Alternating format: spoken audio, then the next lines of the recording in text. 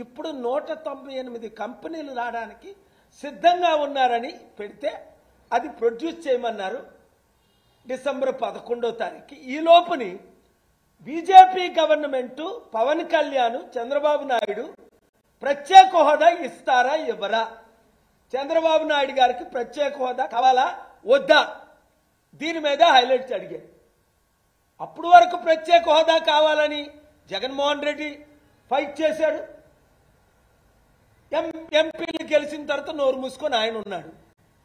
ప్రత్యేక హోదా కావాలని చంద్రబాబు నాయుడు గారు అన్నారు తెస్తామని, అప్పుడు కాంగ్రెస్ వాళ్ళు ఇస్తామన్నారు, బీజేపీ వాళ్ళు ఇస్తామన్నారు. అందరూ దొంగ మాటలే. ఆ చట్ట ప్రకారం ఇవ్వాలని కోర్టు అడిగారు, ఇవ్వాలి.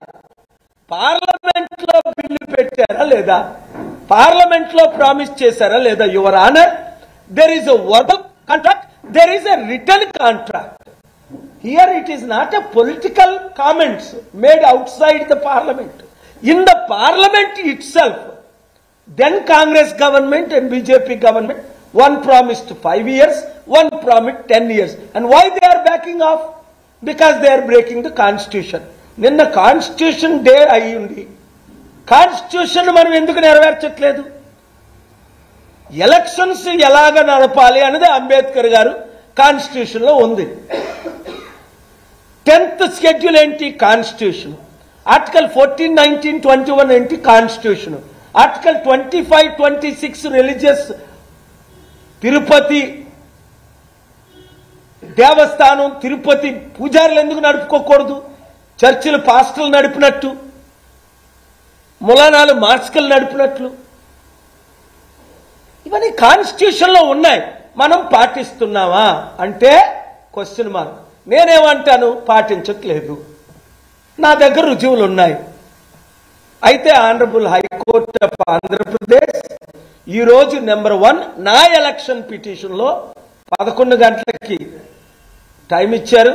ఆర్గ్యుమెంట్స్ విన్నాను. మరలా జనవరి 8కి డేట్ వేశారు.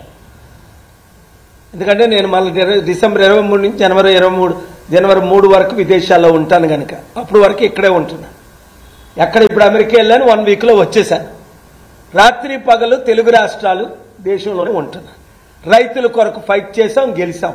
ఈ రోజు మరలా స్టీల్ ప్లాంట్ సీక్రెట్ గా అమ్మేద్దామని ఎంత కుట్ర చేశారు.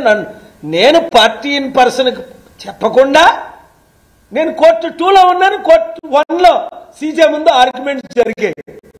అక్కడ లాయర్స్ వచ్చి సార్ మీ మ్యాటర్ వచ్చిందంటే, అరే నాకు ఇన్ఫర్మేషనే లేదే. ఎంత దొంగలు ఈ దొంగలు. నేను వెంటనే వెళ్ళి ఆర్గ్యుమెంట్స్ ఆపి అడిగాను, honourable CJ please spare me few minutes. Yes wait అన్న టైం ఇచ్చారు. How can the government of India are steel plant sell our property?